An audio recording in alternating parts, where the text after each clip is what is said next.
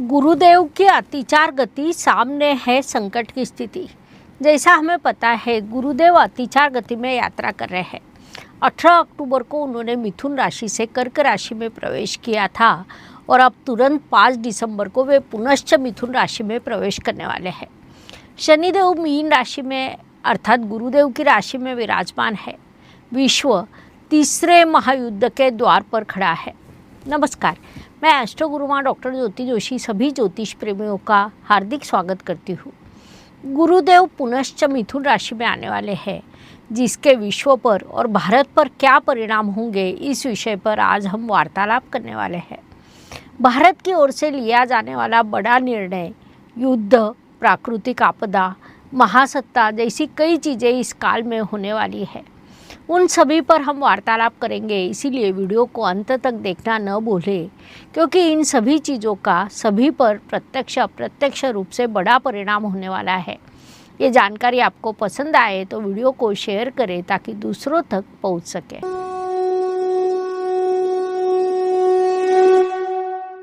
2025 वर्ष हमने एक बड़े स्तर पर देखा। वैश्विक राष्ट्रीय स्तर पर कई बड़ी घटनाएं इस वर्ष में हुई। सामाजिक, राजनीतिक, आर्थिक क्षेत्र में विभिन्न प्रकार की चीज़ें हुई। युद्ध के साथ प्राकृतिक आपदाओं का भी हमें सामना करना पड़ा। कुछ लोगों को निजी जीवन में भी विभिन्न प्रकार के अनुभव प्राप्त हुए। संक्षेप में कहा जाए तो शनिदेव मीन राशि में विराजमान है। उसी समय मीन राशि के स्वामी गुरुदेव अतिचार गति में है।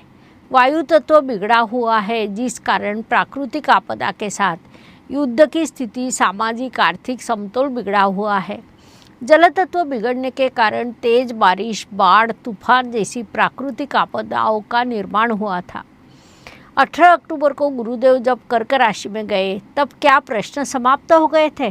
तो नहीं, प्रश्न थोड़े सौम्य निश्चित रूप से हुए थे। इन सभी प्रश्नों का स्वरूप हम 2024 से हमारे चैनल पर बार बार बता रहे हैं। अर्थात इसके पीछे आपको भयभीत करने का हमारा उद्देश्य कतई ही नहीं है, इसके आगे भी नहीं रहेगा। लेकिन सत्य को नकारा नहीं जा सकता, उसे नज़रअंदाज भी नहीं किया जा सकता। 2025 में हमने ये सभी चीज़ें देखी है, उसका अनुभव किया है। सामने 2026 से वर्ष खड़ा है। बीच के काल में दिल्ली भी भयंकर घटना हुई, साथ ही कई राजनीतिक तनाव भी है।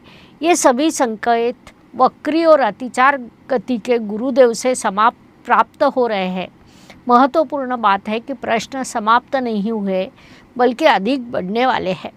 भारत ने पहलगाम जैसा दहशतवादी घटना का सामना किया, जिसके परिणाम स्वरूप ऑपरेशन सिंदूर चलाकर शत्रु को उत्तर दिया गया।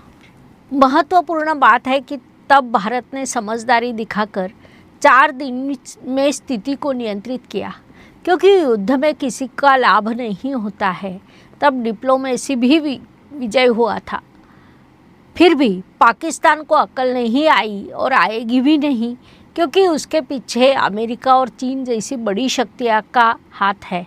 अकेला पाकिस्तान अभी की स्थिति में इतनी बड़ी हिम्मत नहीं कर सकता। जिस प्रकार महाभारत में दुर्योधन के पीछे भीष्म और द्रोणाचार्य खड़े थे, वैसे ही पाकिस्तान के पीछे अमेरिका और चीन खड़े हैं। लेकिन जब दुर्योधन निर्माण होता है, तब युद्ध को टाला नहीं जा सकता। घटनाओं का क्रम ग्रहों से निर्धारित होता है। ज्योतिष के अनुसार ग्रहों की स्थिति के कारण ही कोई भी घटना होती है। उस घटनाक्रम को हम समझने वाले हैं। गुरुदेव मिथुन राशि में 5 दिसंबर को आने वाले हैं। स्वाभाविक रूप से उसका परिणाम विश्व के साथ भारत पर भी होगा। कुछ ही दिनों पहले दिल्ली की भयंकर घटना हुई। ऐसा सामने आया है कि वह घटना दहशतवादी गतिविधियों का ही एक भाग थी। फिर भी भारत की ओर से कोई भी तीव्र प्रतिक्रिया अब तक नहीं आई है। वर्तमान स्थिति में भारत शांत है, लेकिन संभावना है कि ये तूफान के पहले की शांति हो। युद्ध की प्रतिक्रिया दिसंबर महीने में या जनवरी के पहले दूसरे सप्ताह में दी जा सकती है। विशेष रूप से दिसंबर महीने में ऐसा होने की संभावना अधिक है। उस अनुसार एक्शन प्लान भी शुरू हो सकता है। अत्यंत गुप्त रूप से तैयारी शुरू हो सकती है। उसकी तीव्र प्रतिक्रिया या तीव्र एक्शन ली जाने की संभावना अधिक है। इस महीने 6 दिसंबर, 8 दिसंबर या 17 दिसंबर ये दिन उस दृष्टि से महत्वपूर्ण हो सकते हैं क्योंकि किसी भी प्रकार की दहशतवादी घटना युद्ध माना जाएगा, ऐसा भारत ने पहले ही स्पष्ट किया है। साथ ही ऑपरेशन सिंदूर अब तक समाप्त नहीं हुआ है, ये भी स्पष्ट कर दिया है, जिस कारण दिल्ली की घटना का उत्तर इस काल में भारत की ओर से दिया जा सकता है। वर्तमान स्थिति की शांति उसी का एक भाग हो सकती है। शनिदेव मीन राशि में विराजमान है, जल तत्व बिगड़ा हुआ है। मीन राशि के स्वामी गुरुदेव अतिचार गति में है। जल तत्व खराब होने के कारण प्राकृतिक आपदा, बाढ़, सुनामी जैसे प्रश्न रहेंगे, वह अचानक रूप से कभी भी निर्माण हो सकते हैं। राहु ग्रह कुंभ राशि में विराजमान है, उसने वायु तत्व को सक्रिय किया है, वह बड़ा प्रबल हुआ है, जिस कारण ड्रोन हमले और हवाई तनाव लगातार दिखाई दे रहे हैं। गुरु और शनि की स्थिति के कारण अत्यंत बड़े स्तर पर राजनीतिक गतिविधियां होने वाली है। परिणाम स्वरूप बाहरी हमला और अंतर्गत संघर्ष भी भारत को सहना पड़ेगा। इस काल में सीमा विवाद बढ़ने वाला है और भारत को अंतर्गत शत्रु बड़ा परेशान करने वाले हैं। वायु तत्व बिगड़ने के कारण जीवित हानि होना, जल तत्व बिगड़ने के कारण बड़ा विध्वंस होना, ऐसी कई घटनाएं की पूर्व तैयारी दिसंबर से मई 2026 का इस काल में हो सकती है। राजनीतिक स्तर पर बड़ी हलचल होगी, युद्ध का वातावरण निर्माण होगा। युद्ध कोई एक दिन में शुरू नहीं होता है, पहले उस वातावरण का निर्माण होता है, उसके पीछे कई कारण होते हैं।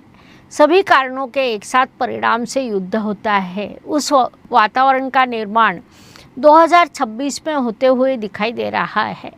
युद्ध को टालने की संभावना कम है, लेकिन ये भी सत्य है कि ऐसी स्थिति में भारत की शक्ति छिप नहीं सकती, क्योंकि आज भारत के पास डिप्लोमेसी का भरपूर अनुभव है, बड़ा लश्करी सामर्थ्य भी है। महत्वपूर्ण बात है कि प्रचंड इच्छा शक्ति वाला राजनीतिक मजबूत नेतृत्व भी भारत के पास है।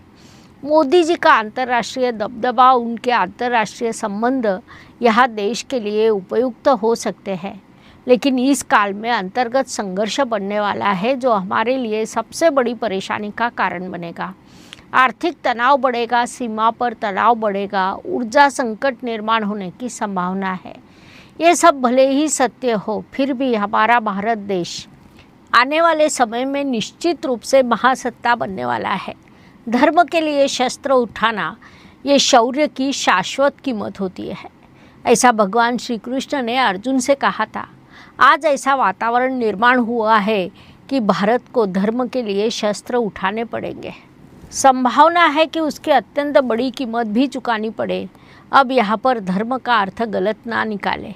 राजधर्म, राष्ट्र धर्म किसी भी देश के लिए सबसे बड़ा होता है।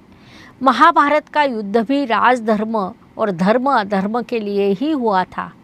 ये सब आपको भयभीत करने के लिए नहीं, बल्कि पूरी तैयारी के लिए, मानसिक तैयारी के लिए मैं बताने का प्रयास कर रही हूँ। किसी प्रकार के अफवाहों पर विश्वास न करें, भयग्रस्त तो कतई ना होइए। केवल कुछ चीज़ों को लेकर जागरूक रहे, दाना पानी का इंतजाम करके रखें, हाथ का पैसा ना छोड़े, अपने पास उचित मात्रा में कैश रखना इस समय में अत्यंत आवश्यक रहेगा। सीमा सुरक्षा के महत्व को समझ लीजिए, अपना और अपने परिवार का उचित ध्यान रखिए। संकट काल में घर में रखी कैश ही काम आती है, इसलिए कुछ मात्रा में घर पर कैश रखना आवश्यक होता है।